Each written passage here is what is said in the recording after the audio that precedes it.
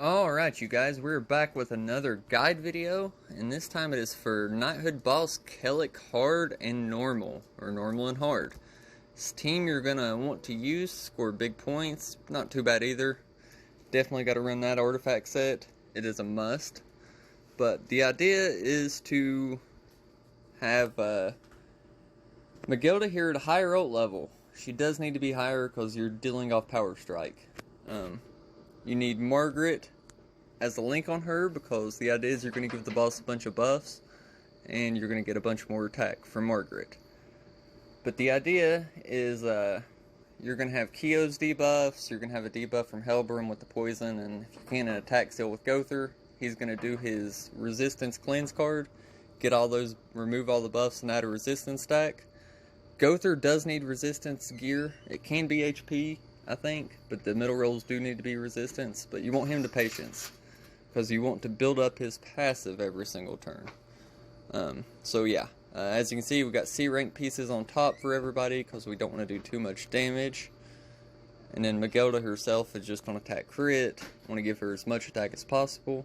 I find crit chance food a little easier, so you crit more often with the ult because you do want the ult to crit. But yeah, I'll show you guys how it works if we'll just go ahead and hop on in.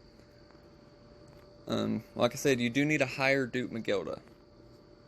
But first turn you want to use the Keo cards first, then the poison after. You want to do as least amount of damage as possible. So get the Keo cards out of the way before he gets too many debuffs on them. We're going to go ahead and poison them, and we'll just waste this card.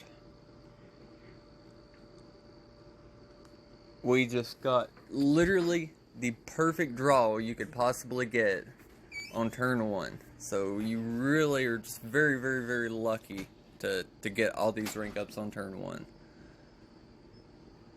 So we're just going to go ahead and use the 1/1s to rank up Gother, build a stack of his relic, and we'll just move this Magelda card twice and use it to start building up her ult.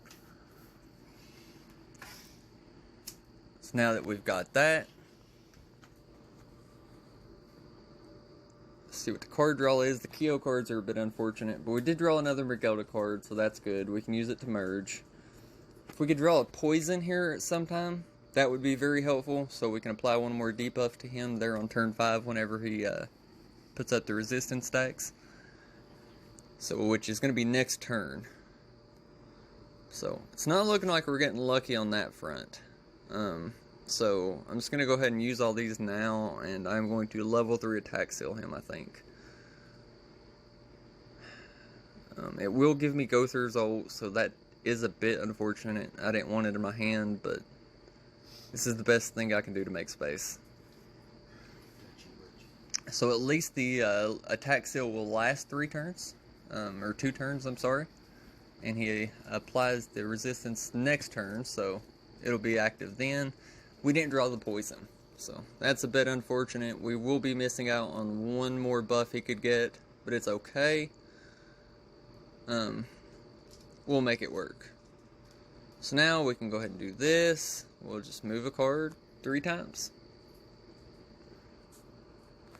So as you can see, all those debuffs that he has right now, he is about to remove them here at the end of this turn and add resistance buffs to replace them. And with the artifact set giving Ragnarok characters all that extra attack for buff on the enemy, just boosted Magelda's attack to crazy amounts. Then we've got Gother's passive almost maxed out. Let's get to Magelda. Yeah, 52,000 attack. Almost 53. So we'll attack with her, and all she needs to do is crit. So Power Strike is also working very well with all the resistance stacks. Yeah, 8 mil, almost 9 mil. So yeah, definitely the way to do. Magelda, as long as she's 3/6 or higher, this strat can be viable. I do highly suggest running it, but anyways, let's go ahead and hop on into hard now. That was normal, by the way, you guys. Going into hard, it's basically the exact same thing, except the boss is a bit more tankier. So, in my opinion, it's a bit easier. You do want to remove everyone's weapons if they're maxed out, all that good stuff. And, we'll go ahead and hop in and do the exact same thing.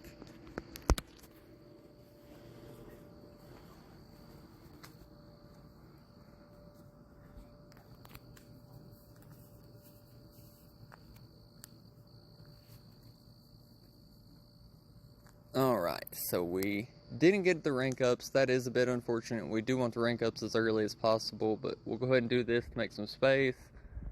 We're already very close to having Magelda's ultimate.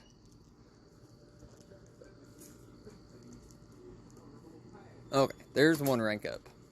If we can draw one more, we'll be in great shape.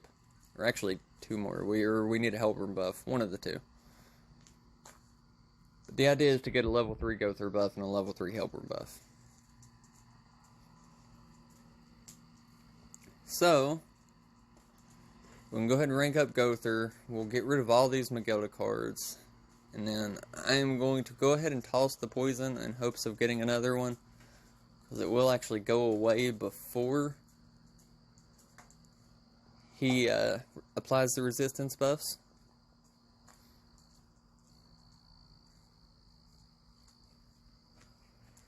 Okay, we got the other rank up. Now we just need either a Hellburn buff or something. Another rank up. One of those two. We're starting to take a little bit of damage, which is unfortunate. Here is where he is going to apply the debuff, so I need to go ahead and just debuff him with that. And then all we can do is cross our fingers. We draw another rank up. So if we draw another rank up, we can rank up go through, rank up everything, buff with Hellburn, and ult with Magelda. And we draw it. So,